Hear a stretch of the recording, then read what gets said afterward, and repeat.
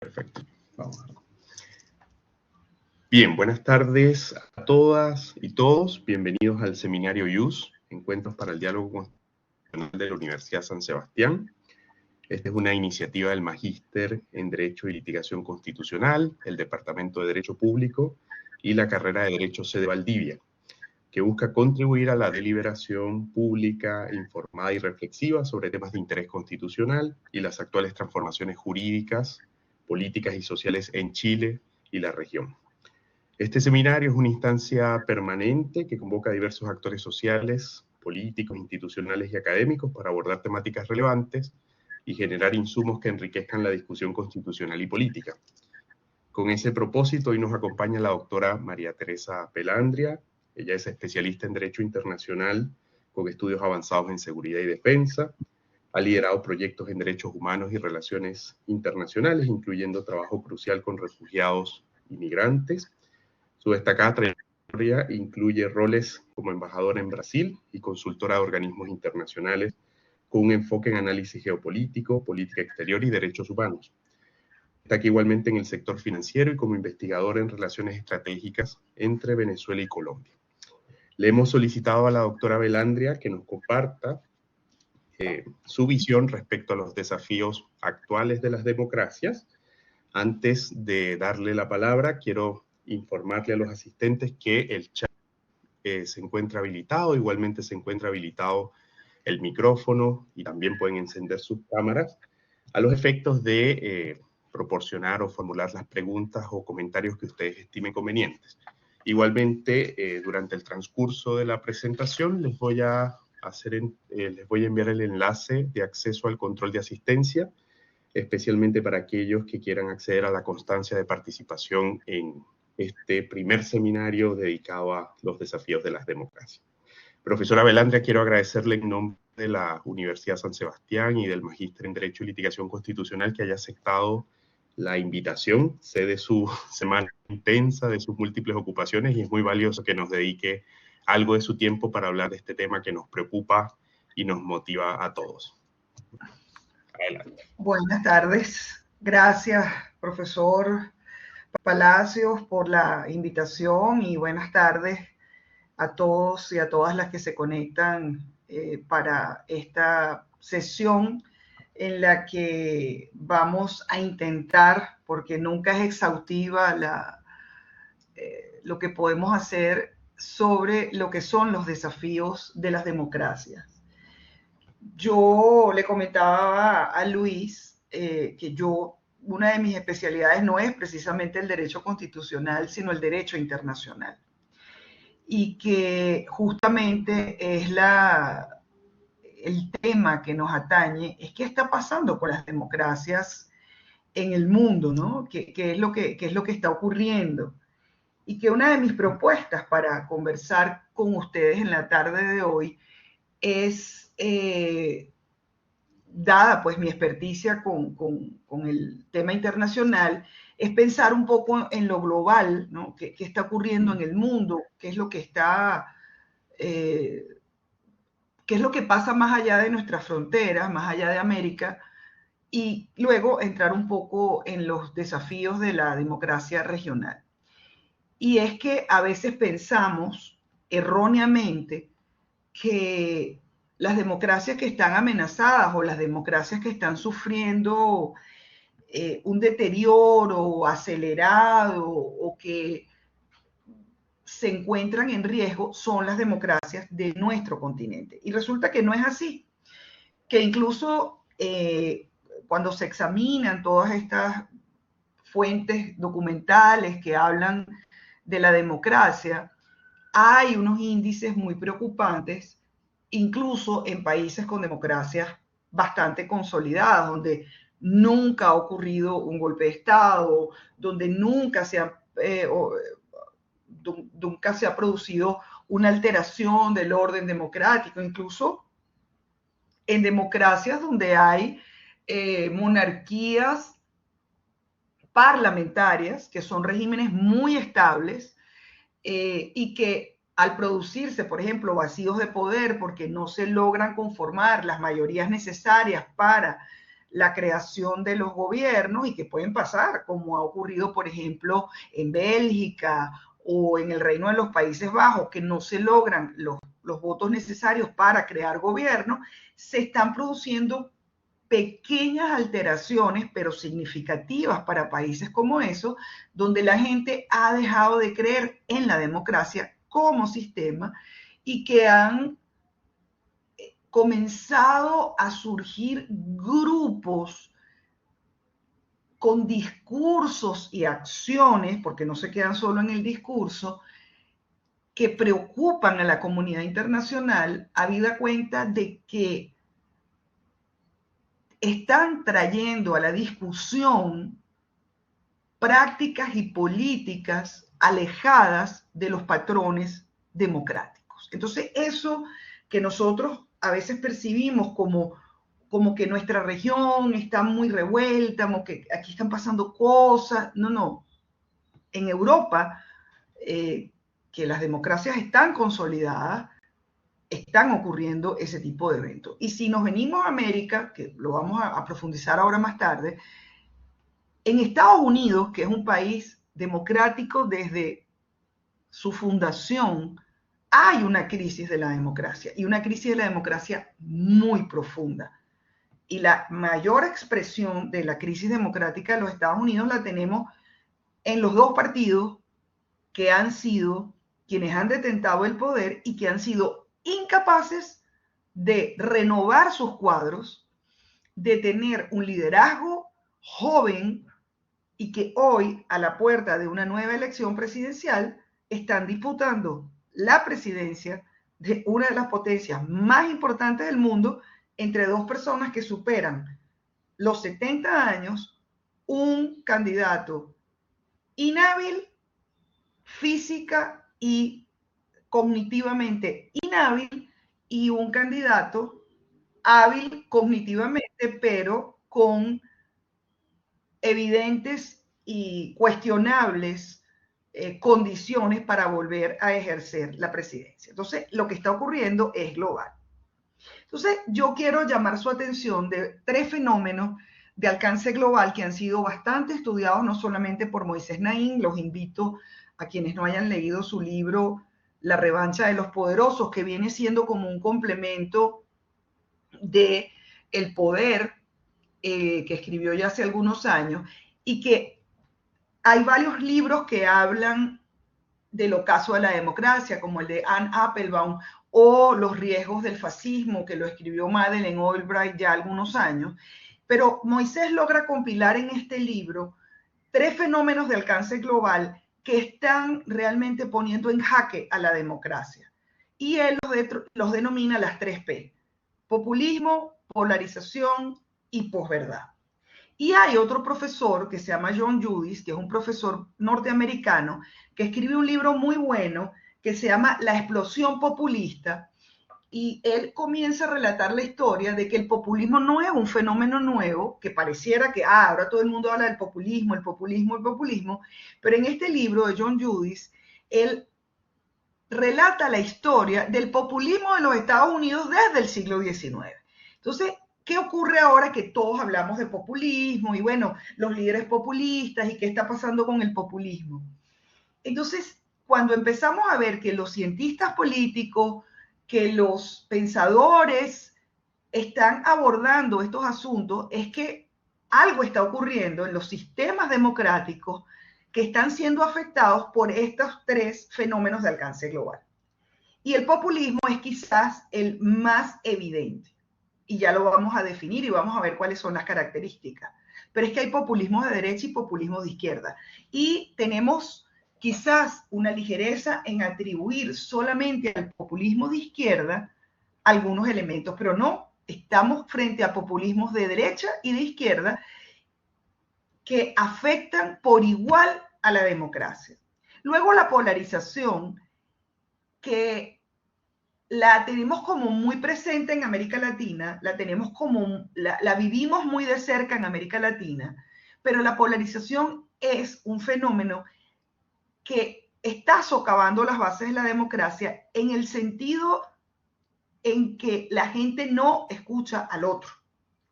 en que se perdió el diálogo, en que no se acepta la diferencia, en que no hay una intermediación a través de los partidos políticos, en que el partido político dejó de ser el espacio en el cual los líderes políticos se entienden para llegar a consensos que se traduzcan en políticas públicas en beneficio de los ciudadanos.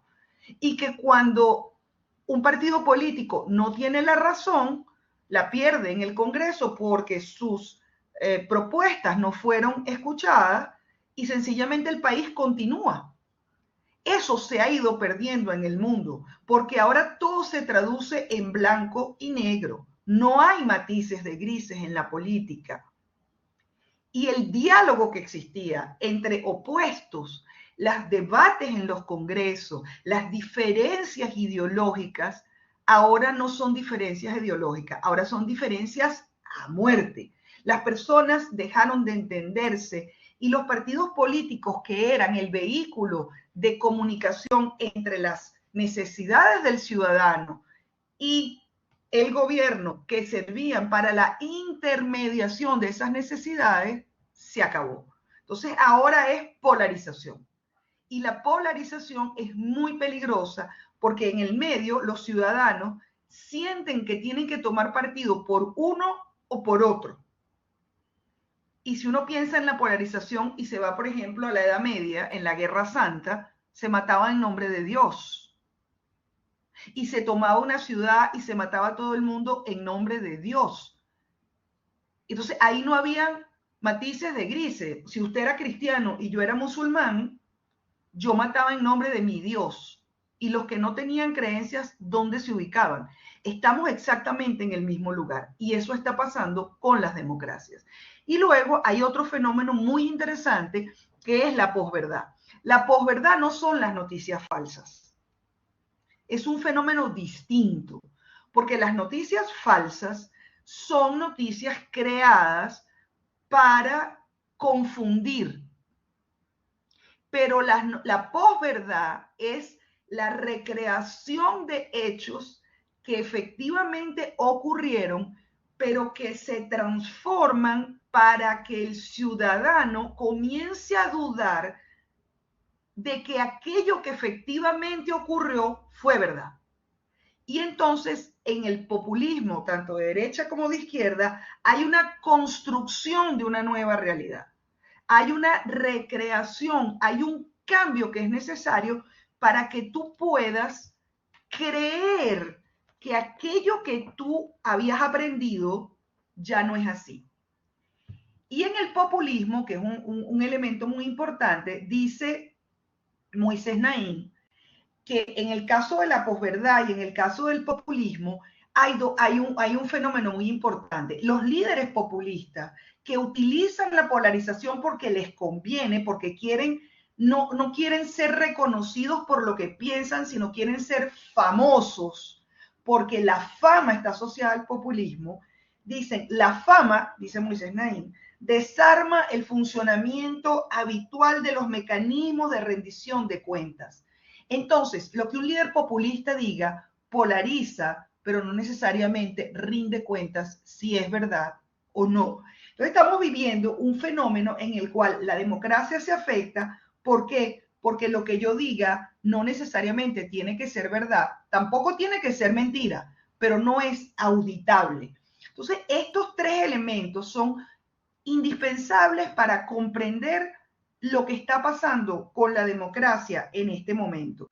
Y hay otra frase muy importante que yo quiero rescatar, que él dice lo siguiente: cuando los políticos tradicionales infringen una norma, es decir, quiebran la ley, rompen la Constitución o infringen un daño al tesoro público, la gente les da la espalda y dejan de votar por ellos y su prestigio político se resiente.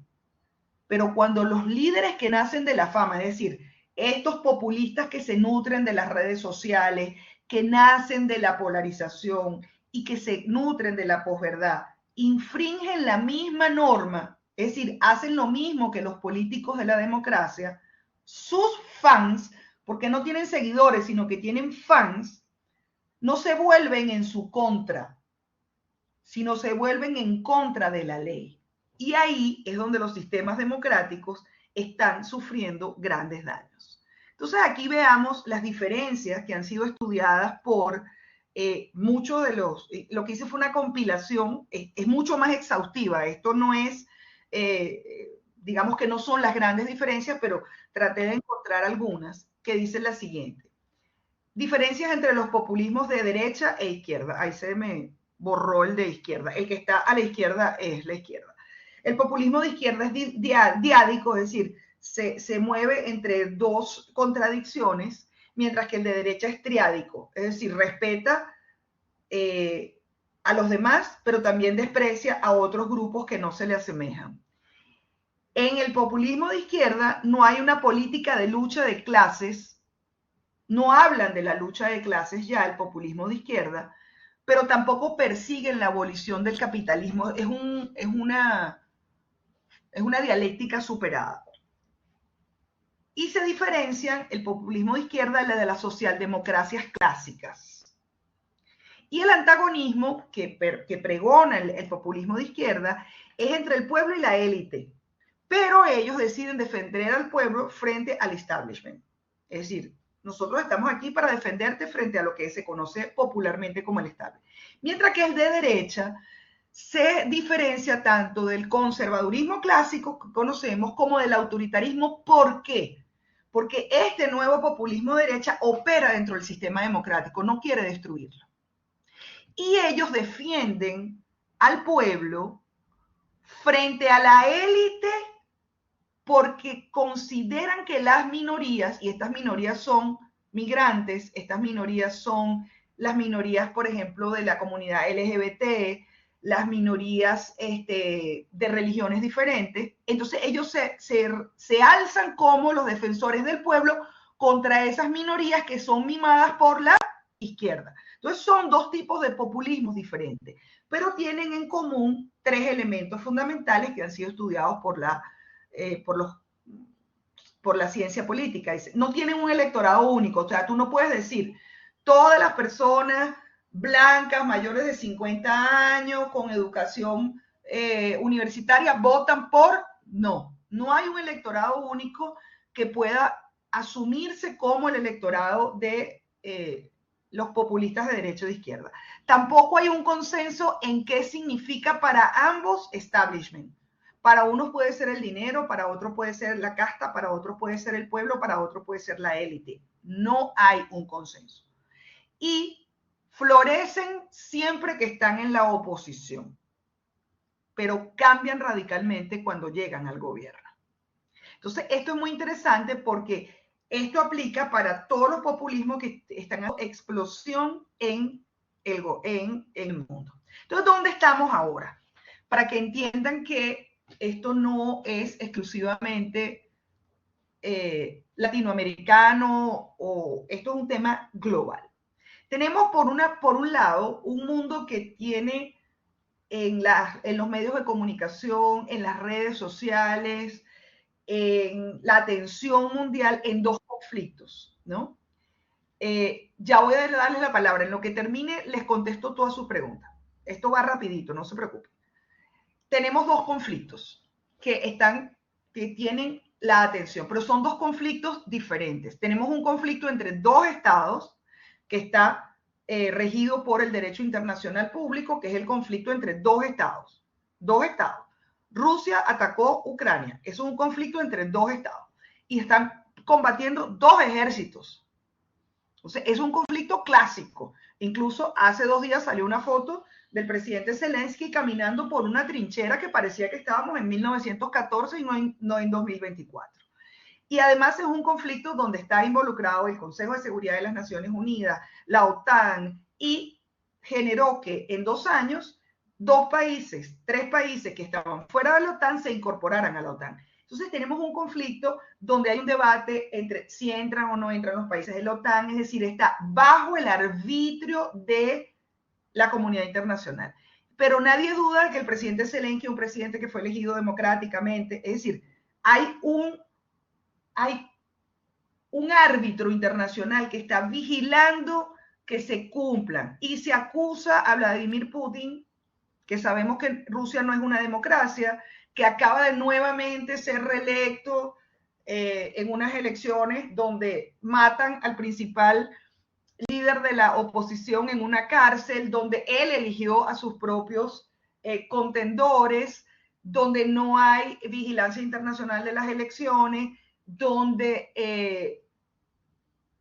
en fin, Rusia es un estado, sí, del sistema internacional, sí, pero no hay un sistema democrático en Rusia. Pero es un conflicto internacional entre dos países donde el mundo está vigilando lo que ocurre allí y que Vladimir Putin fue acusado de crímenes de guerra, que es el artículo 8 del Estatuto de Roma, y tiene una orden de arresto internacional. Entonces tenemos ese tipo de conflicto. Pero tenemos otro entre un país democrático, que es Israel, que es la única democracia de esa zona del mundo, y un país que sigue luchando por el reconocimiento internacional como Estado, que tiene un asiento en la ONU con derecho a voto, pero no tiene derecho a voto, que es Palestina, dividido en dos pedazos, la Franja de Gaza y Cisjordania.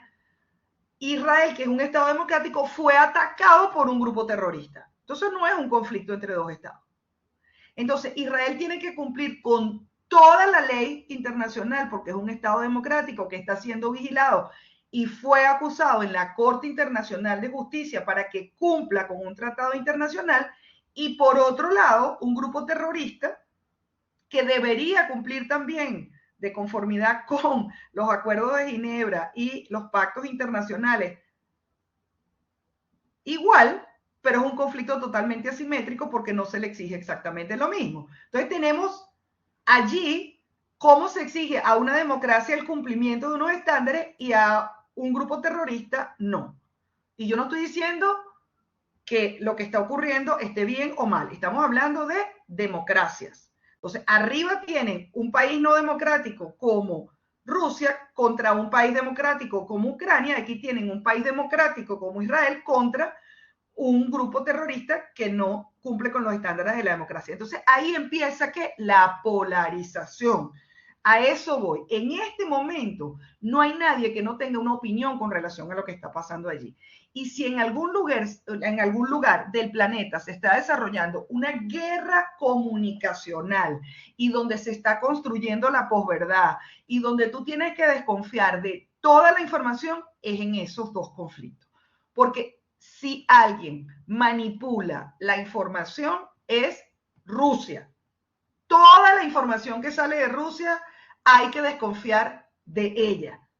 Fíjense que el ataque que acaba de sufrir Rusia en su territorio, que fue un ataque terrorista, que China, Estados Unidos, Irán les avisaron que iba a ocurrir y que iba a ser realizado por un grupo musulmán, y están todos los indicios, y les dijeron que iba a ocurrir, y Rusia insiste en afirmar que quien ejecutó ese ataque fue Ucrania. Entonces, eso se llama una construcción de la posverdad. Entonces, quien es rusófono dice, sí, eso fue Ucrania.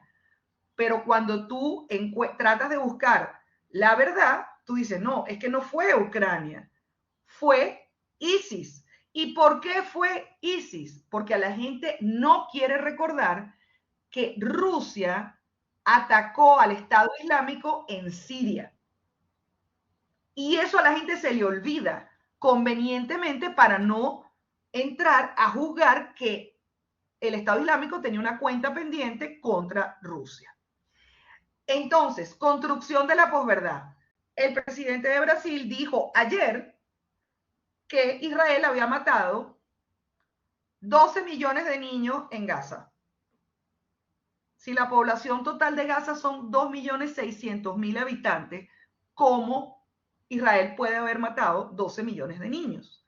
Entonces, fíjense cómo en esta construcción de la posverdad, hasta personas informadas que no deberían decir ese tipo de cosas las dicen. Entonces, ¿dónde estamos? Ahí todo el mundo está mirando eso, pero ¿dónde estamos nosotros en el resto de los latinoamericanos? Tenemos delincuencia organizada, tenemos tráfico de drogas, tráfico de armas, migración incontrolada, que son los problemas que atañen a los latinoamericanos. ¿Por qué? Porque no tenemos una guerra que nos preocupe, pero sí tenemos problemas de seguridad que demandan la atención de los gobiernos y que los ciudadanos sienten que no están siendo resueltas. Entonces, ¿qué demandan los ciudadanos de los gobiernos? ¿Y por qué las democracias están en retroceso en todo el mundo? Es la pregunta que nos hacemos. Entonces, aquí veamos nuestro continente. De acuerdo a los estudios del Latinobarómetro, cuando le preguntan a la gente, le hacen preguntas y le dicen, bueno, ¿cuáles son las cosas que a usted le molestan de los gobernantes en América Latina? Uno, el personalismo. Y eso es un mal nuestro. Los presidentes en América Latina se sienten mesías. Si no soy yo, no es nadie. Y no se retiran. Ustedes no se dan cuenta que en España, en Francia, en Dinamarca, en Finlandia, un presidente pierde las elecciones y se va y uno más nunca sabe de su vida. Vamos a poner un ejemplo de un líder político joven. Pablo Iglesias de Podemos, que fue como la espuma. Crearon el partido político, perdieron y el tipo se fue acá montó un bar en Madrid. Se van de la política, entienden que su tiempo se agotó y se van. En América Latina eso no existe.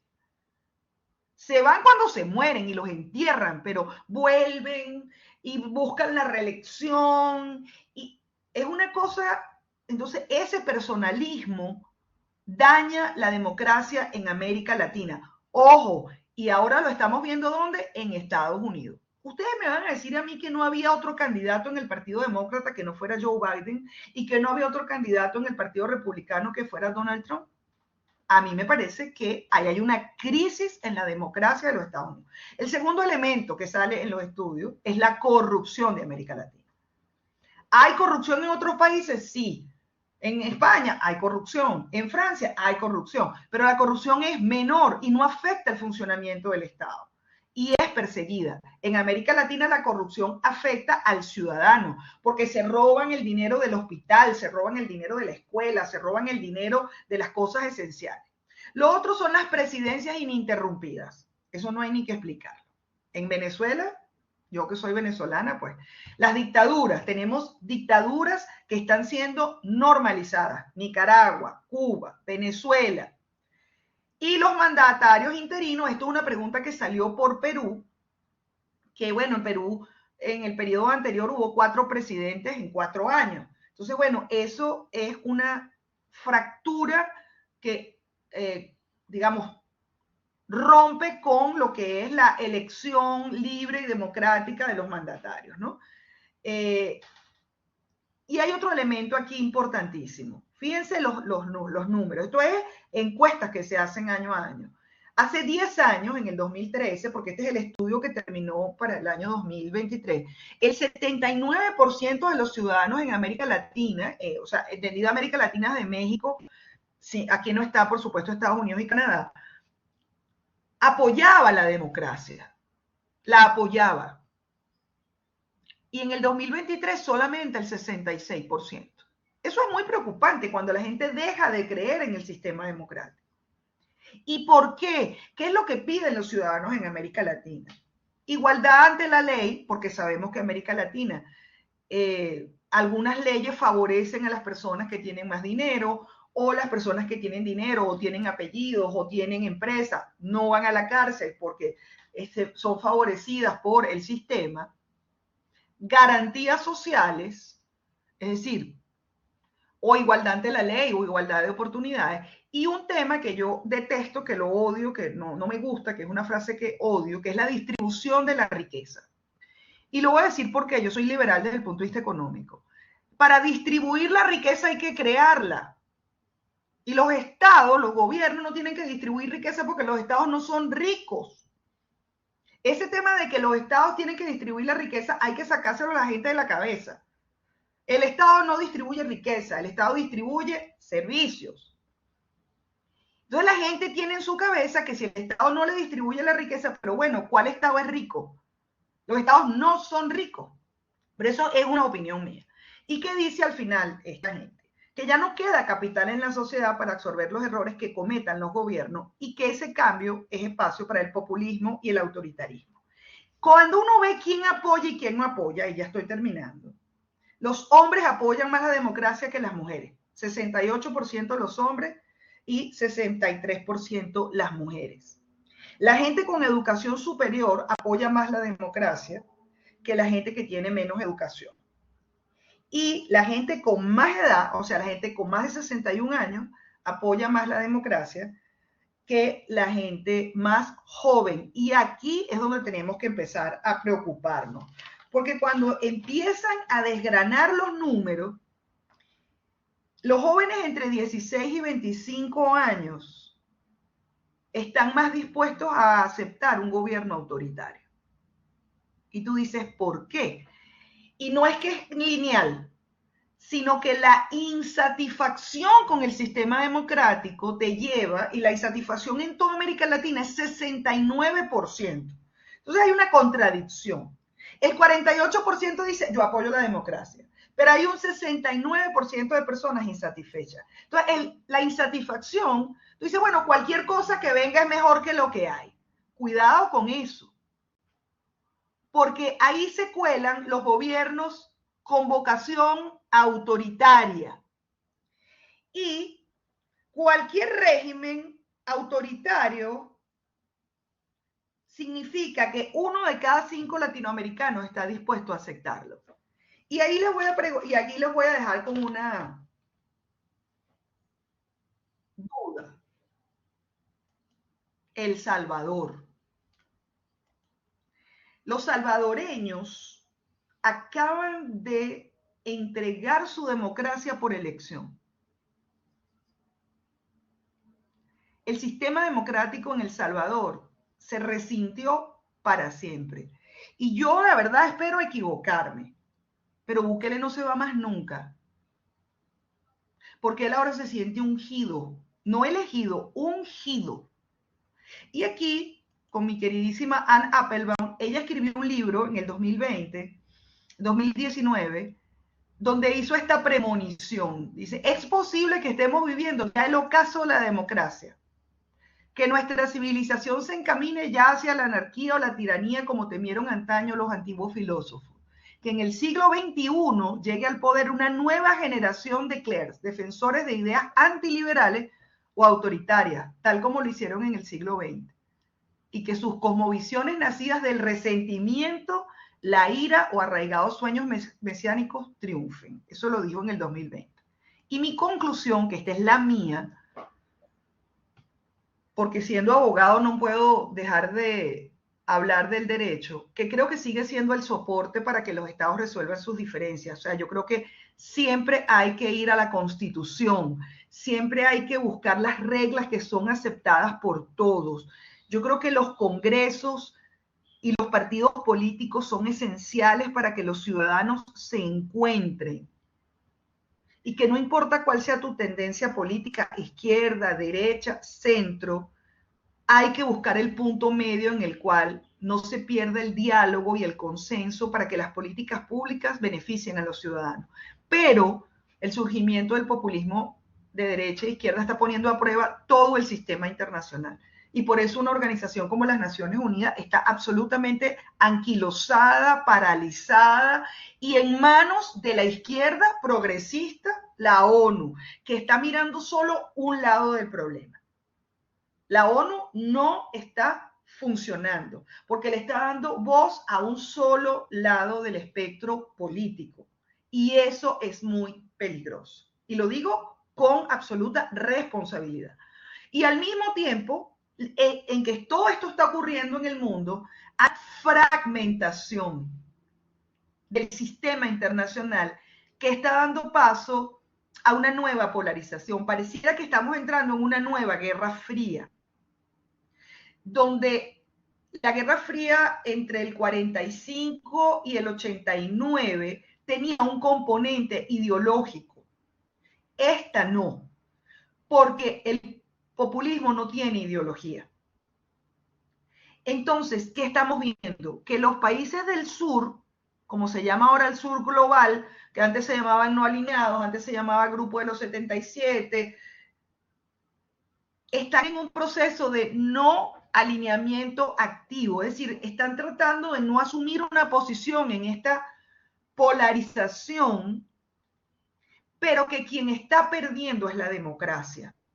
Porque cuando tú no levantas la voz con la violación de los derechos humanos que ocurren en Haití, cuando tú no levantas la voz y dices en Venezuela no hay democracia, cuando tú dices en Nicaragua no hay una democracia, cuando tú dices Bukele está violando los derechos humanos en El Salvador, porque tú dices, bueno, yo mejor no digo nada, eso es no alineamiento activo.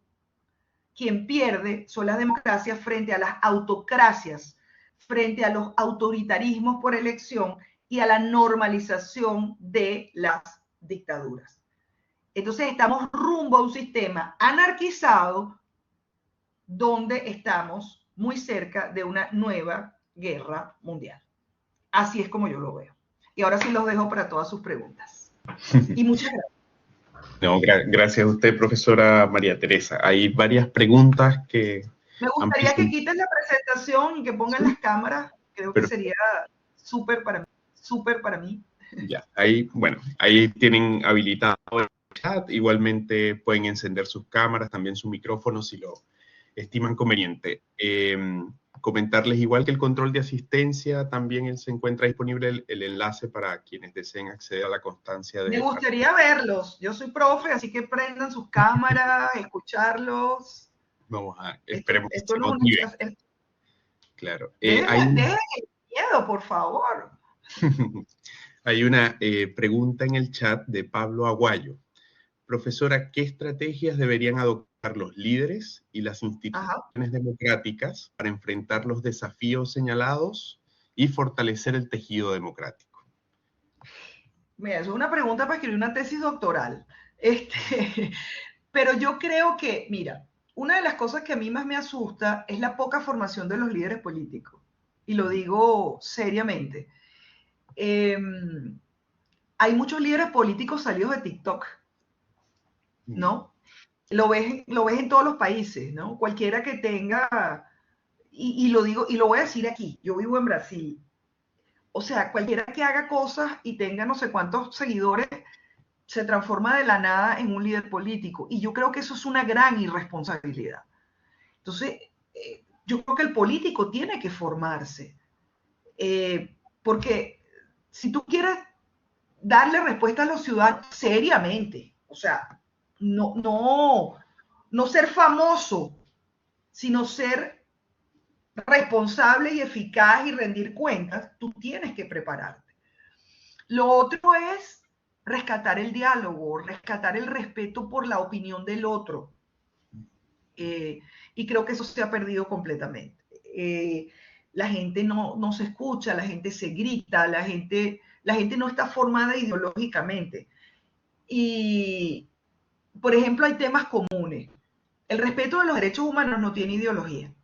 El respeto de los derechos humanos no es ni de derecha ni de izquierda, es universal. Entonces, cuando la gente te dice, no, bueno, pero es que yo no me meto en eso porque yo no soy político. Ya va, torturar a una persona, torturar a alguien en una cárcel es ¿qué? Ahí tú no tienes que, nadie te está diciendo que asumas un voto. Yo te estoy pidiendo tu solidaridad como ser humano, porque la violación de los derechos humanos son universales, universales. Cualquier ser humano, no importa de qué color sea, ni cuál sea su sexo, ni su raza, ni... Entonces, ahí hay una confusión en que una cosa es la política partidista, ideológica, y otra cosa es el sentido de pertenencia a algo. Yo creo que hay que empezar a rescatar cosas, y un elemento importantísimo es la ética de la política, el valor de la ética, el comprometerse con la ética, el asumir la política como un servicio, el no corromperse. Y el no corromperse es decir, no cuando te ofrecen algo que tú sabes que va en contra del erario público, del tesoro público. Y eso es muy difícil. Eso es muy difícil. Entonces yo creo que hay que formar a los políticos para eso. Ya, hay una segunda pregunta de Tomás Lara Cárdenas. Dada Ajá. su formación en seguridad y defensa, ¿cómo pueden los estados democráticos hoy equilibrar las necesidades de seguridad nacional con el respeto a las libertades, la migración y de los derechos humanos? Y me parece que esto está mucho en el contexto de Chile, que, bueno, ha Sí, tenido lo dificultades. entiendo perfectamente, lo entiendo perfectamente. Y lo entiendo en el contexto de ustedes con todo el tema venezolano. Miren, se puede, y voy a poner un ejemplo. Brasil, cuando comenzó el flujo migratorio venezolano a Brasil en el año 2018, Brasil tomó una decisión de seguridad y defensa con respecto a la migración. Y fue mantener la frontera abierta, pero ordenada. Y desplegaron a la Brigada de Infantería de Selva, que estaba en la frontera, junto con una fuerza de tarea, y se llama así, Fuerza de Tarea Logística Humanitaria Operación Acolida, con la Policía Federal, que es la que se encarga de la identificación, con militares del Ejército, la Marina y la Fuerza Aérea. Entonces, todo el que llegó y entró, todos fueron identificados con huellas dactilares, tomaron decisiones como, por ejemplo, los niños que venían sin ningún tipo de documentación, con la mamá que los había presentado en el hospital y era lo único que tenía, los declararon refugiados de acuerdo al protocolo de Cartagena y les dieron condición de refugiados y les dieron un documento. Entonces fue una decisión política de que ellos iban a mantener la frontera abierta, pero que ningún ciudadano, ellos iban a saber quiénes eran, cuántos eran, dónde estaban y hacia dónde se movían. Entonces son decisiones políticas que tú adoptas. Entonces en Brasil hoy somos 600.000 venezolanos, más o menos, casi 650.000, todos con documentación, todos, residentes temporales y refugiados, todos identificados, eh, y eso le da al país seguridad. O sea, ellos lo que hicieron fue que tomaron una decisión de que no iban a permitir que nadie entrara que ellos no supieran. Y pusieron la barrera en la propia frontera y montaron una fuerza de tarea con la propia policía. ¿Que tiene problemas? Sí. ¿Que entraron delincuentes a Brasil? Claro. Yo no digo que nosotros tengamos un grupo de ciudadanos que no sean, que no haya ciudadanos que no sean delincuentes, pero la cantidad que entró obviamente es menor y están presos. Lo que pasa es que aquí se los llevan presos. En el tiempo que yo estuve en la embajada, desde enero del 2019 hasta diciembre del 2022, el censo que yo tengo, que me llegaba de la Policía Federal cada vez que un venezolano iba a prisión, pues me notificaban, ¿no? Cada vez que un venezolano entraba a prisión, me llegaba el oficio. Y están presos igual por narcotráfico, por homicidio, no te imagines que no. Están dentro del sistema igual, ¿no?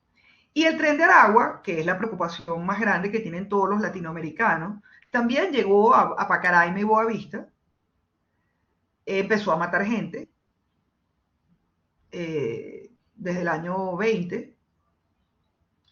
Nosotros advertimos a la policía de lo que venía, porque lo sabíamos, y incluso es más cerca, porque ellos llegan a Santa Elena de Guairén y entre Santa Elena de Guairén y la ciudad de Pacaraima son 10 kilómetros a pie. O sea, además entran y salen. Y ahí advertimos, hicimos un trabajo y ellos están trabajando ahí. Lo que pasa es que no se pueden desplazar hacia el interior de Brasil porque significaría moverse muchos kilómetros, ¿no? Pero son decisiones políticas que tú adoptas de cómo manejas el tema de seguridad. Entonces, para Brasil fue más barato, en el sentido, usando barato en un término coloquial, fue más barato tener a toda la población identificada con huellas dactilares, porque en el momento que los agarra saben quién es. Y después compartir información de inteligencia de quiénes eran, que no tenerlos. Entonces, esa fue la decisión. Y yo creo que los países pueden adoptar ese tipo. aquí vinieron los chilenos a ver eso, vino la gente, porque me consta, o sea, yo estoy hablando de mi experiencia, aquí vinieron los militares chilenos, aquí vino todo el mundo a ver la operación acogida y se llevaron las buenas prácticas, pero bueno, son decisiones internas de la propia seguridad, y una de las cosas, de las recomendaciones que nosotros hicimos siempre en el tiempo que estuvimos en el gobierno es, hasta que no se comience a compartir información de inteligencia entre las policías, esto no va a mejorar. Pero una de las desconfianzas que tenemos en nuestra región es que no hay confianza entre los mandos policiales, no hay confianza entre las fuerzas de seguridad, y mientras eso no mejore, la delincuencia es mucho más ágil, la delincuencia trabaja sin leyes y ellos se organizan y son eficaces y son eficientes, y entonces esos son los resultados. Brando tenía la mano levantada. Brando Madrid, ¿quieres hacer uso de la palabra? Sí, profesor. Ya, adelante. ¿Se me escucha bien? Sí. ¿Cómo está, profesor Luis? Un Catedrático y académico excelente de la Fermín Toro y de la Universidad de San Sebastián. Tuve el gran privilegio de ser estudiante de la cátedra de Derecho Constitucional del profesor, excelente, así que los que estén viendo algún tipo de ramo con el profesor, aprovechenlo al máximo. Doctora María, basándome en que mencionó usted misma que es doctora y por su currículum, evidentemente su ponencia se basó mucho en un ámbito político y no es para menospreciar, y se lo agradezco, pero mi interés particular, estoy hablando por mí, es un poco más hacia la rama jurídica, en el entendido de que me gustaría que observara o cuál sería su posición frente a la democracia, pero en un ámbito jurídico. Pero quiero que se enfoque, en cuanto a mi pregunta, es un poco abstracta, pero quiero quiero expresársela de una manera, digamos, descriptiva, para ver si logra entender cuál es mi punto de vista. ¿Por qué?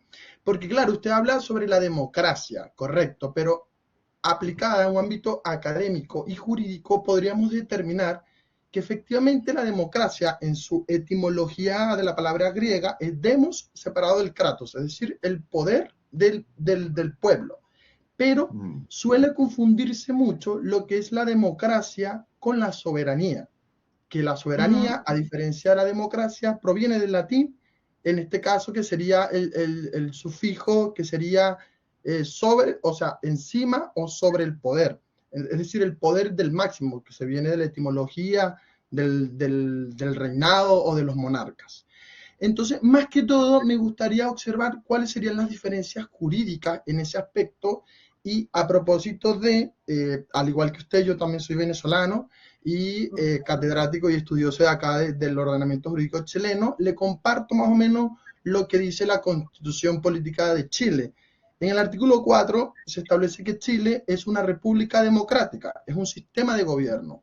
Y en el artículo 5 habla sobre el límite y el ejercicio de la soberanía. El ejercicio radica esencialmente en la nación y lo ejerce el pueblo.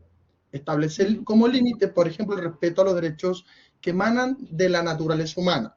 Eso lo establezco porque usted mencionó sobre los derechos humanos. Entonces, en el entendido de mi pequeña pregunta, me gustaría como entender cuál es la diferenciación entre una y la otra en un sistema jurídico. Muchas gracias. Bueno, pero deja la cámara, porque ya que estás hablando conmigo, pues déjala. Bueno, no hubiera jurado que eras venezolano, porque tienes un acento muy marcado ya. Bueno, el artículo en la Constitución venezolana dice que la soberanía reside en el pueblo, quien la ejerce mediante el voto, que es uno de los conceptos interesantes, ¿no? Que la soberanía no reside sino en el ciudadano y quien la ejerce a través del voto, ¿no? Entonces, bueno, lo que hicieron fue los estudiosos del derecho, que no soy yo no soy constitucionalista, lo dije al inicio. Lo que hacen es que, bueno, si la democracia es el sistema, el ciudadano ejerce la democracia a través del voto porque en él reside la soberanía. Entonces, el ciudadano es el que tiene ese ejercicio pleno de mudar el sistema, de cambiar el sistema. Y lo hace a través del voto para preservar la democracia y hacerlo libremente.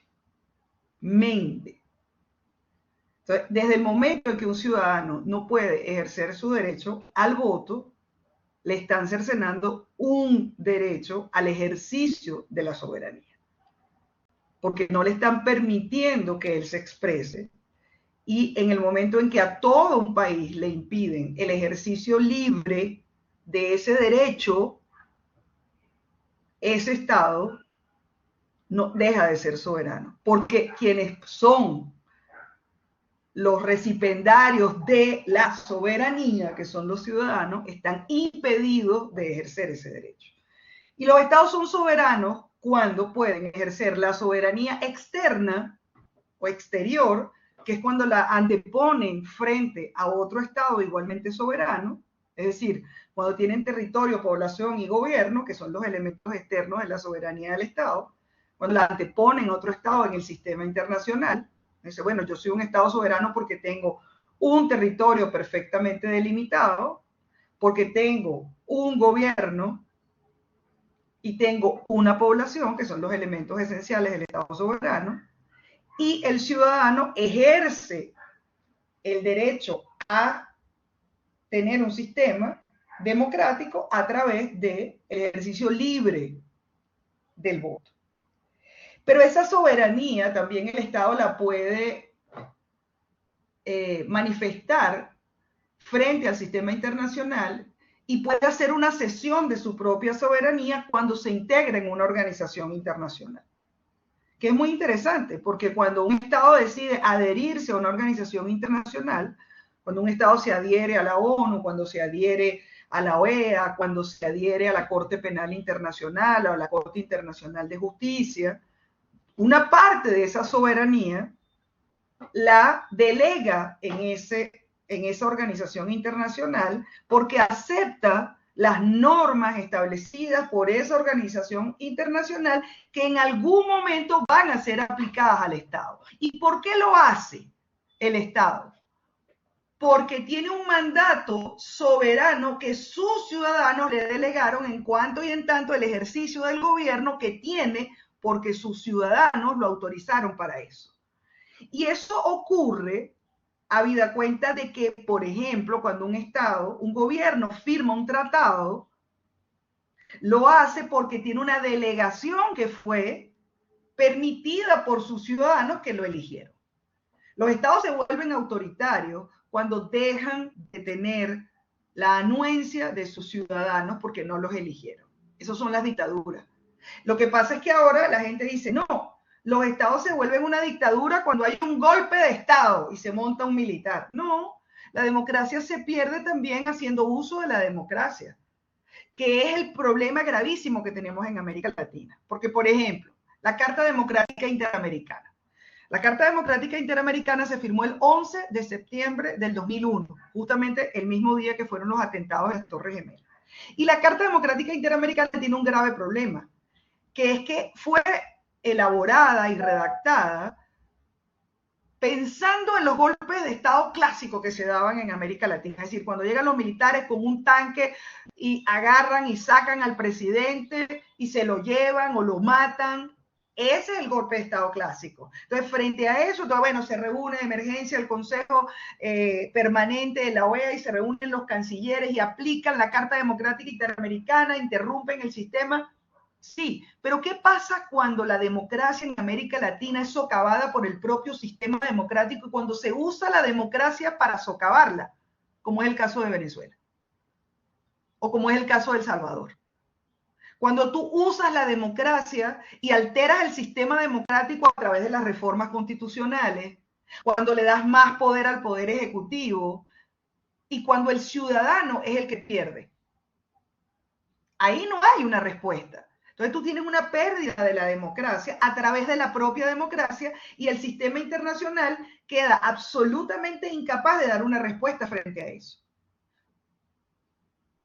Entonces la soberanía que reside en el pueblo La ejerce a través del único mecanismo que tiene, que se llama el voto.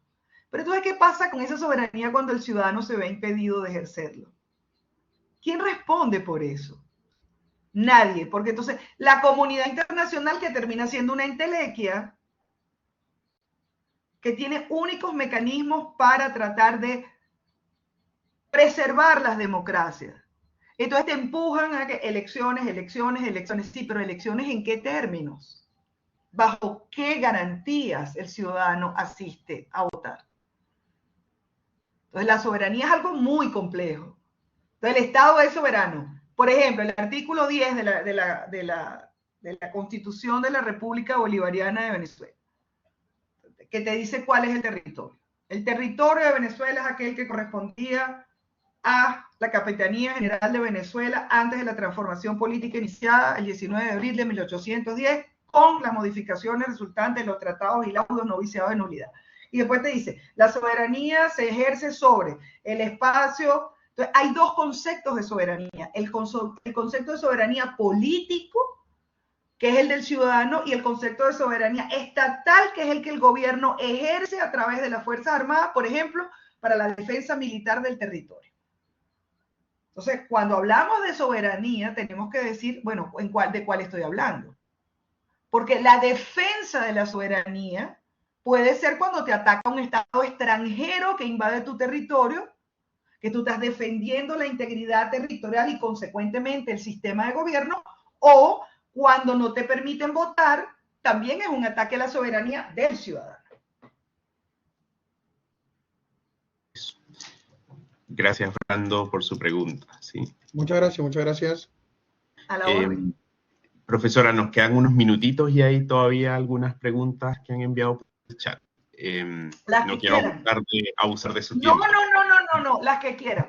Para eso son las clases, para responder preguntas. Sí. Y yo las que quieran.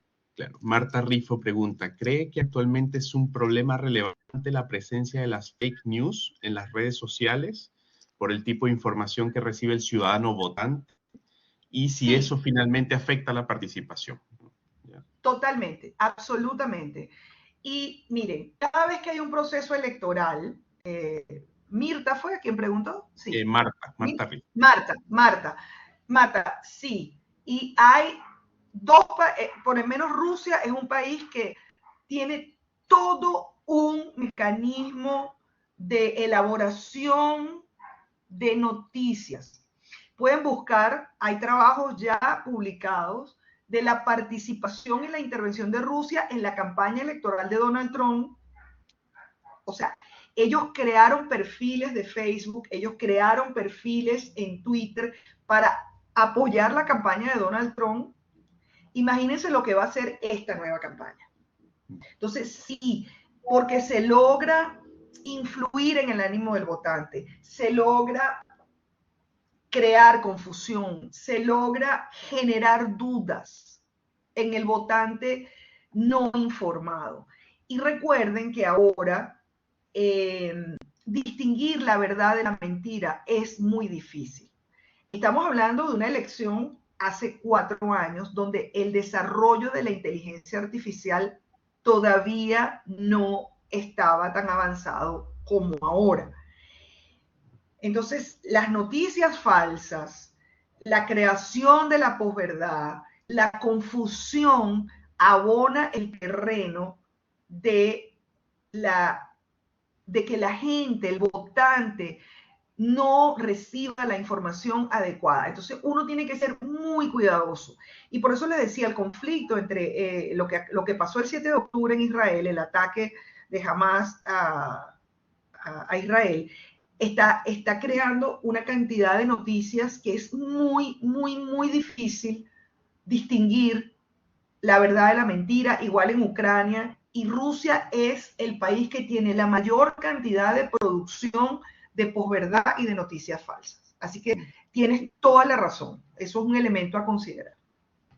Sebastián Dávila pregunta, profesora, ante su conclusión de que estamos muy cerca de un conflicto bélico de características mundiales, ¿qué deberían abordar concretamente los gobiernos en reuniones como el G20, que se celebra una vez al año, para que logremos traspasar los muros tan difíciles que tenemos este siglo?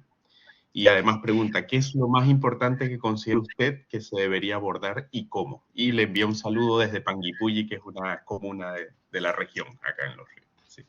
Gracias, Sebastián. Mira, yo desde el año pasado, como en junio, empecé a tener como, bueno, por los análisis que hago, yo hago análisis de perspectiva geopolítica, es uno de los trabajos que hago, que me encanta además, es lo que más me gusta. Yo empecé a tener la sensación de que el 2024 iba a ser como 1914.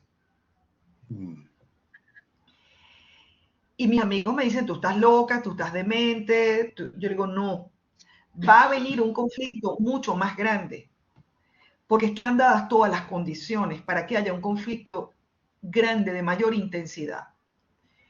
Y me decía, pero tú estás loca, María Teresa Belandria, ¿cómo tú vas a hablar de un conflicto? Le dije, va a venir un conflicto mayor. Y ocurrió el ataque de Hamas a Israel en octubre. Yo les dije esto en junio, mira, están dadas las condiciones para que pase algo muy serio que va a cambiar la percepción mundial. Y ocurre el ataque y me decía, no, pero no te sabes los números de la lotería. Yo no. Entonces, mira, el G20 va a ser importante, pero ¿quién pensaba que Alemania se iba a rearmar hace 5 años? Nadie. ¿Quién pensaba que estamos hablando de que Francia le va a dar apoyo a Ucrania? Es decir, están ocurriendo eventos importantes que van a cambiar y va a haber una reconfiguración. Ahora miren la agenda del G20. Amazonia, arbolito, matica, cambio climático. Yo sé que eso es importante, yo no digo que no lo sea. Género, señores, eso es importante, pero tú no puedes sentar a los líderes del G20 aquí en Río de Janeiro a hablar solo de eso. Señores, hablemos de inteligencia, hablemos de los riesgos de la inteligencia artificial, hablemos de lo que está pasando con ISIS, Hezbollah, Hamas, o sea, van a venir más ataques terroristas este año en Europa. Y están utilizando las redes sociales para captar yihadistas, están utilizando el sistema financiero para lavar dinero y para financiar grupos terroristas. Entonces, caray, o sea, yo entiendo que hay que hablar de cambio climático y que hay que hablar de las maticas y los arbolitos, sí, es verdad, yo en eso, pero hay temas mucho más importantes como qué vamos a hacer con Rusia, qué vamos a hacer con China. Pero China está sentado en el G20, maravilloso, sensacional. ¿Qué vamos a hacer con la pérdida de poder relativo de los Estados Unidos? Que es la zona de influencia nuestra. La zona de influencia nuestra no es Rusia ni China, es la de América Latina. ¿Qué vamos a hacer con Nicaragua? ¿Vamos a seguir permitiendo que Daniel Ortega en nuestras narices siga asesinando gente? O sea, mandando a las monjas y a los sacerdotes y a los políticos y a todo el mundo a prisión y los monten en un avión como si estuviéramos en 1960. O sea, hay temas que tienen que ver con la democracia, con los derechos humanos que son relevantes y aquí pasan 5 días hablando de las plantas del Amazonas. O sea, perdónenme. Tú me preguntas en ese tema, a mí se me sube la tensión. Claro. Y entonces tenemos a Arabia Saudita presidiendo el Consejo de Desarme, el Consejo de Defensa de Mujeres de la ONU y a Irán presidiendo el Consejo de Desarme de las Naciones Unidas. ¿Es en serio? Beatriz Arce levantó la manito para hacer uso de la palabra. Claro, perdóname que sea tan franca, pero, o sea, me estás preguntando qué temas me preocupan. Esos. Hola. Hola, Beatriz. No te veo. Sí, estoy prendiendo la cámara. Sí. Sí, me encantaría. Ay. Si puedes, si no, chévere. Ajá, Beatriz, ahí está. Buenas tardes, doctora. Mi nombre es Beatriz. Yo le quería preguntar, más bien, por la raíz de este problema, a mí me da la sensación que viene como un fenómeno, a partir de un fenómeno social que se está dando hoy en día, que es el individualismo, donde creo que cada persona se preocupa solamente de uno, más que del resto, pues como usted bien decía anteriormente, los partidos políticos, su misión era velar por el bien común de la nación y hoy en día se están preocupando más que nada de sus opiniones y todo, más de llegar a un acuerdo como por todos. Entonces, ¿será que hoy en día quizás tanta ley o tanto, será hora de empezar a quizás reforzar otras cosas como los valores, como preocuparse más de la empatía, preocuparse por el otro? Mira, tú tienes acabas de dar en un punto clave. Nuestra sociedad latinoamericana es mucho más empática y más se ocupa de la comunidad que la europea y la del norte, ¿no? Nosotros somos más comunidad.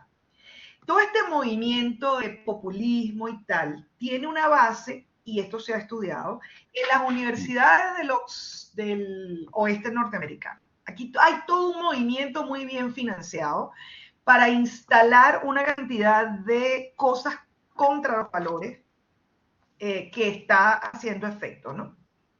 Hay todos unos movimientos, woke y todas estas cosas, que van a contramano de los valores. Gracias a Dios, yo creo que tuvieron como una explosión y son antipolíticas públicas y van en contramano de políticas públicas que estaban como muy bien establecidas, donde teníamos una comunidad de valores en América Latina en la que nos entendíamos todos y de repente irrumpen con mucha fuerza y tú dices, pero ya va, como que te movieron el piso y tú dices, epa, calma. Vamos a dar un paso atrás a ver quiénes somos nosotros los latinoamericanos y dónde nos entendíamos y por qué ahora no nos estamos entendiendo. No estoy hablando de Europa, ellos andan en otra cosa. O sea, los europeos andan se sienten mal porque se montan en un avión y eso, créditos de carbono. Nosotros no estamos ahí. O sea, nosotros no tenemos ni que pensar en eso porque nosotros tenemos gente que no tiene agua potable. No sé si me entiende. Nuestras discusiones políticas son otras. Y nosotros no podemos pensar que esa agenda de Dinamarca, de Finlandia, de Noruega, que los tipos se sienten culpables porque se suben a un avión y entonces en el avión los créditos que van al espacio. Señores, nosotros tenemos gente que no come.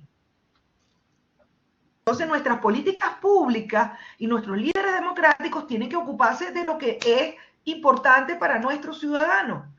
Y ahí está la solidaridad, el acompañar al otro. Entonces hay que dividir los temas y no pensar que eso que se está discutiendo allá, que ellos quieren, además ellos tienen un tema de complejo colonialista que tiene que ver con América del Sur. O sea, es un tema allá y otro aquí, pero irrumpió una agenda que rompió con un tema de valores. Tú tienes razón, nosotros tenemos que rescatar eso. Nosotros no somos individualistas por naturaleza los latinoamericanos. Nosotros somos solidarios, nos ayudamos y eso se perdió. Entonces, ¿cómo rescatar eso? Hablando, dialogando, conversando. Yo creo que eso, tú tienes toda la razón, yo ahí te apoyo, pero porque dejamos que nos instalaran una agenda que no es nuestra. Esa agenda viene de las universidades del oeste de los Estados Unidos. Para que sepan, y eso está financiado, eso no fue que cayó y nos cayó de paracaídas a nosotros y mucha gente lo adoptó en el discurso. Entonces hay Doctora, y disculpe que la interrumpa. ¿Y cómo nosotros podríamos recuperar eso? Porque hoy en día mi percepción es que los líderes políticos están más preocupados de sus ambiciones particulares o de esa agenda que usted dice que a nosotros no nos pertenece como tal. O sea, preocuparse del medio ambiente en un país donde tenía un 20-30% de pobreza, donde hay gente que no come, donde por ejemplo en Chile hay mucho problema de delincuencia, de seguridad, una sensación de inseguridad que hay hoy en día, donde son temas tan preocupantes para la nación, pero no sé, están preocupados como de otras cosas que no son tan... No, es que tú tienes razón. El asunto es que se puede caminar y comer chicle. ¿Entiendes? Los políticos tienen que caminar y comer chicle. O sea, tú no puedes no ocuparte de los temas que están en la Agenda 2030, pero tú tienes que atender las necesidades del ciudadano. Lo que no puedes es ser, no, es que yo estoy ocupado solamente de la Agenda 2030 y no ocuparte del ciudadano. Pero es que yo lo digo siempre, mire, yo doy clase para República Dominicana y mis alumnos son todos políticos. O sea, yo doy clases de gerencia corporativa para políticos. Y yo le digo, señores, si a ustedes se les va la luz, ustedes se tienen que ocupar de la luz. Cuando tú ves un concejal de un municipio de República Dominicana, que la gente pasa 3 días sin luz y se va para España y se mete en una, yo le digo, los van a colgar. Y tienen razón los ciudadanos de colgarlos porque ustedes no le están dando respuesta. Y entonces ahí se erosiona la democracia. La democracia se erosiona porque los líderes políticos quieren ser famosos. Nuevamente, populismo. La gente quiere likes, la gente no quiere trabajar, no se quiere leer el plan de desarrollo, no quiere saber cómo funciona un presupuesto. Eso erosiona la democracia.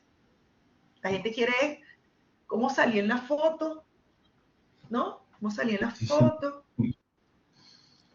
La película esta, ay, se me olvidó el nombre, yo se las quería traer como ejemplo. Esta película que fue muy famosa hace 3 años, la de Leonardo DiCaprio, que el tipo es un científico que descubre un meteorito que va a caer en la Tierra. ¿Cómo se llamaba? No miren hacia arriba, ¿no? No miren hacia arriba. Esa película hay mucha gente que no le gustó, pero yo creo como profesora que es muy útil porque recuerdan que son unos científicos que están por allá en un laboratorio perdido y ellos descubren que va a caer un meteorito en la Tierra y empiezan a llamar la atención de que era importante alertar y nadie les creía. Y al tipo lo llevan por un canal de televisión y lo vuelven un hombre famoso y él dejó de ser en esencia lo que era, un científico, y lo meten en estas cosas de show, pierde el matrimonio, o sea, ese es el mundo en el que estamos viviendo, en el de los likes, en el de eso. Y la democracia entonces queda vaciada de contenido. Sí. Hay una última pregunta de Dígame. Sebastián Chaura. Pregunta, bajo su mirada en defensa y seguridad, ¿qué medidas se podrían tomar en Chile y en América Latina para ponerles un freno al crimen organizado? Y comenta que esto teniendo en consideración que últimamente en Chile se han destapado hechos de corrupción tremendos en órganos tan sensibles como el Ministerio Público, que es el ente persecutor acá en Chile. Fíjate una cosa, Sebastián. En el estudio de Latinobarómetros, que lo pueden buscar en internet, del 2023, uno de los elementos que la gente, de la insatisfacción del ciudadano con la democracia, es la corrupción. Entonces, cuando Chile tenía unos índices, eran los mejores índices de América Latina, era un país que no era considerado corrupto. Yo me acuerdo, ¿no? De leerlos a ustedes con envidia, envidia sana, ¿no? De un país que no tenía poca corrupción. La corrupción es un elemento erosionador de la democracia. Porque es eso, si tú tienes democracia en el sistema de seguridad, de ahí hacia abajo pasa cualquier cosa. Mira, la delincuencia organizada en Chile todavía no es un problema serio. Y se lo estoy diciendo con absoluto respeto, ¿ah? No lo estoy diciendo, no crean que yo estoy hablando por hablar. Yo estoy haciendo un trabajo muy serio de investigación sobre el crimen organizado y las bandas de crimen transnacional en América Latina. O sea, estoy haciendo un trabajo de investigación con unos colegas de Colombia. Y las bandas de crimen organizado más importantes de América Latina están en Brasil. ¿Ok? Y cuando el Estado no puede con ellas, porque ahí todavía ustedes tienen margen de acción, hay que invertir mucho en inteligencia. O sea, que tú me preguntas qué hacer, y yo digo, hay que invertir en inteligencia. Pero hay que sacarse los esquemas preconcebidos de lo que es la inteligencia del Estado. Y hay un problema cultural con el tema de la inteligencia. No tengo que explicarlo. Hay que formar a las policías para enfrentar las nuevas amenazas, porque a lo mejor tienes unas policías que se formaron hace tiempo y las bandas de crimen transnacional son otras, son distintas. Ellos van más rápido de lo que la policía tiene. Entonces tú tienes que buscar cuáles son las policías que se han formado para el combate a las nuevas bandas de crimen organizado. Los carabineros han sido toda la vida una policía muy buena, pero son unos tipos que tú los ves parados en una esquina y parecen unos policías de 1940. Entonces probablemente tú vas a tener que cambiar la concepción y el empleo, la doctrina de la policía que tú estás empleando para el combate a las bandas. Y lo que dije hace rato, tienen que empezar a compartir información de inteligencia con los países que están combatiendo. Miren, en el año 2019, cuando se produjeron las protestas en Chile, que fueron muy serias, nosotros le dijimos a la gente de ustedes, miren señores, ahí está pasando 1, 2, 3, 4. Préstenos atención, nosotros tenemos información de esto y esto, porque fueron las protestas en Colombia, en Perú, en Ecuador y después en Chile. Nosotros sabíamos lo que venía. Eso estaba planificado. Y recibimos una respuesta yo me acuerdo, no, nosotros tenemos eso bajo control. Eso no. Eso no tiene nada que ver.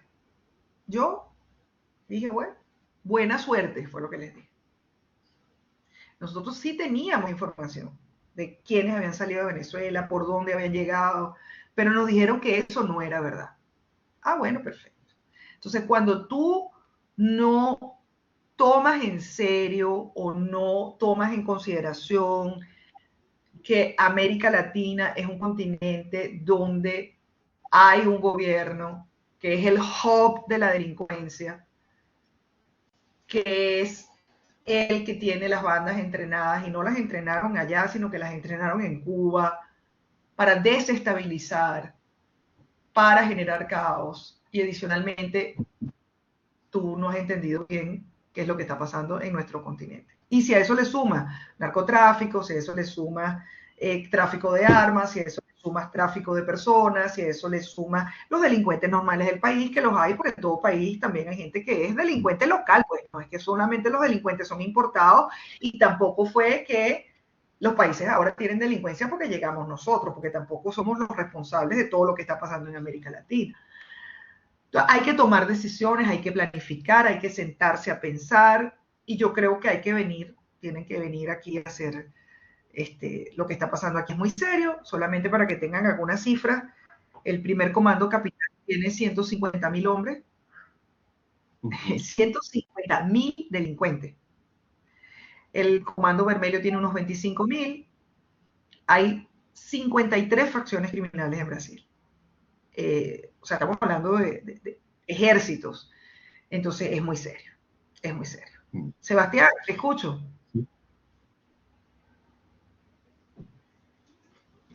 Sí, teniendo en cuenta que últimamente acá en Chile se ha tomado, o se quiere tomar la iniciativa de crear una policía especializada, una policía militar, que combina carabineros o PDI con fuerzas militares, que podría ser ejército. ¿Usted cree que podría funcionar esa medida, teniendo en consideración que en otros países de América Latina no ha funcionado, que se ha prestado para una corrupción aún mayor todavía, como por ejemplo en Colombia? Mira, fíjate, a ver, hay una excelente policía que es la Policía Nacional Colombiana. Yo creo que es de las mejores. Ecuador acaba de hacer una fuerza de tarea. Ecuador acaba de sacar una fuerza de tarea muy buena. Pero bueno, Ecuador o hace eso, al presidente lo tumban. O sea, así es simple. El presidente ecuatoriano acaba de conformar una fuerza de tarea. Yo sé que en Chile y en Argentina hay mucha resistencia a que los militares entren a hacer acciones de seguridad por el pasado, y es absolutamente comprensible. Yo creo que cada país tiene su propia historia. Y hay que respetar la historia. Yo creo que hay que respetar la historia y hay que... pueden ser policías muy especializadas en el combate al crimen transnacional, pero tienen que ser policías muy especializadas, porque es que el combate al crimen transnacional, es que ellos tienen tanta plata. ¿Sabes lo que pasa, Sebastián? Que el narcotráfico y el crimen organizado tiene tanto dinero que su combate demanda de gente con unos niveles éticos y de profesionalismo muy altos. Y ahí yo creo que la mejor policía es la colombiana. Y además tienen que incorporar un elemento importante, y lo tengo que decir responsablemente, tienen que incorporar muchas mujeres. Porque donde tú incorporas mujeres, las mujeres son menos corruptas, las mujeres son menos susceptibles de entrar a esquemas de corrupción, son excelentes en inteligencia, y son muy buenas, donde se han incorporado mujeres en todos los elementos de seguridad, a un excelente resultado. Entonces hay que cambiar también un poco la cultura y se puede, pero hay que hacer un gran trabajo y hay que invertir muchísimo en inteligencia. Así es. Y la dotación. A veces los militares no son la solución, a veces sí. Hay gente que dice que los militares no, porque entonces se corrompen los militares, porque se crean grupos paramilitares, porque se aumenta la violación de derechos humanos, pero todo depende del enfoque que tú le des. Yo creo que hay que pensarlo bien. Vamos a cerrar con la pregunta que agregó Alexandra. De nada. La última pregunta que le agrega Alexandra Calderón acá al chat. Uno de los puntos que usted plantea sobre mejor dotamiento de las policías. ¿Qué opinas sobre las violaciones a los derechos humanos por parte de los cuerpos de policía?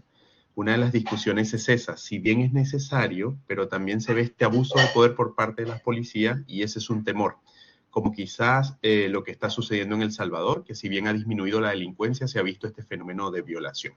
Y pide disculpas que tiene malos... Sí.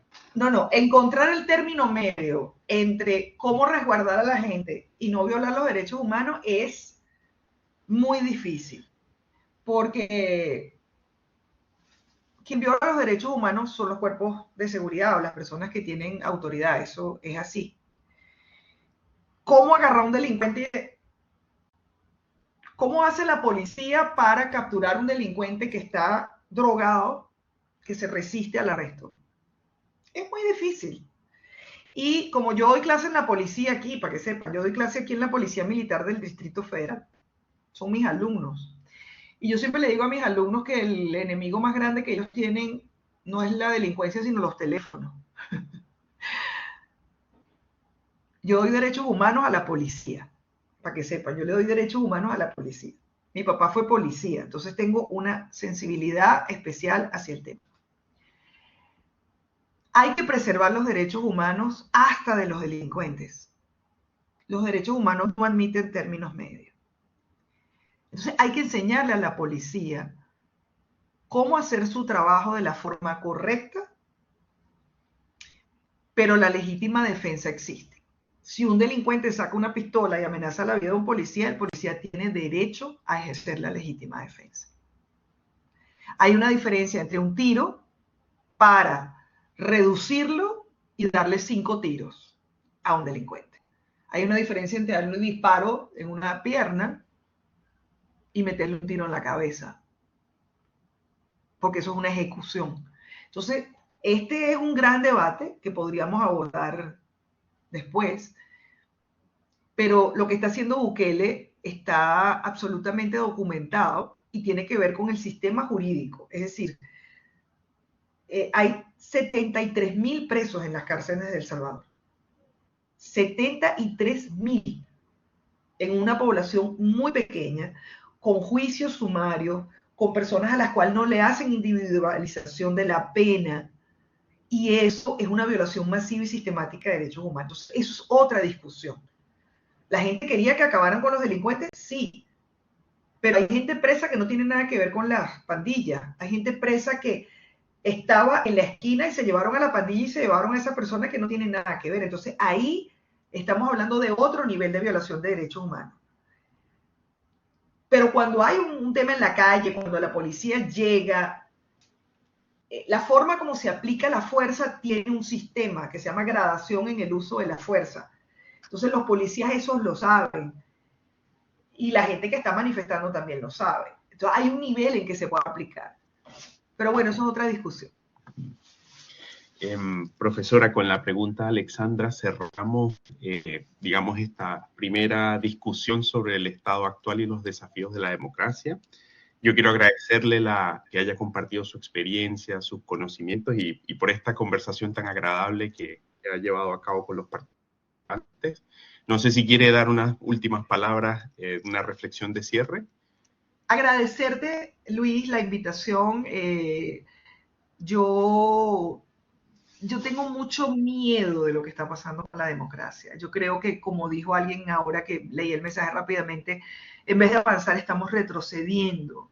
en los estándares democráticos. Y quienes somos, yo nací y crecí en una democracia que ya no existe, en mi país no existe democracia. Me duele que no haya democracia. Entonces, quienes viven como ustedes en un país democrático, con todos los defectos, porque la democracia es imperfecta, y no podemos pedirle que sea perfecta, porque el diálogo y la diferencia hace que la democracia sea perfectible, que la cuiden, que la protejan de los extremos, que la preserven, porque miren, la democracia es como el aire, solamente sabes que no la tienes cuando ya no puedes respirar. Entonces cuiden su democracia, participen en los debates, respeten la diferencia del otro, hagan todo lo posible por preservar la democracia de su país. No importa que tengan diferencias ideológicas o de pensamientos con un compañero. Y cuando sientan que se están yendo a la polarización, den un paso atrás y díganle, te estoy escuchando con atención, respeto tu punto de vista, aunque no lo comparto, pero me parece importante lo que estás diciendo. Háganlo como un ejercicio sano y cuiden su país y cuiden su democracia, porque no hay nada más doloroso que no tener democracia. Se los dice alguien que está exilado hace 7 años. Así que fue un placer enorme estar con ustedes y bueno, espero verlos en una próxima oportunidad.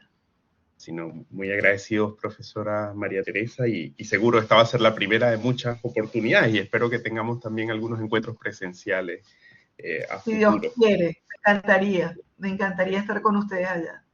Igualmente quiero agradecerle a todos los asistentes, dejarlos invitados para el próximo jueves 11 de abril, donde se va a desarrollar igualmente el tema sobre desafíos actuales de la democracia. En esa ocasión nos va a acompañar la profesora María Isabel Puerta, que también es venezolana y que ha estado trabajando intensamente el tema de la democracia. A todos muchísimas gracias, que estén muy bien. Y gracias, profesora María Teresa.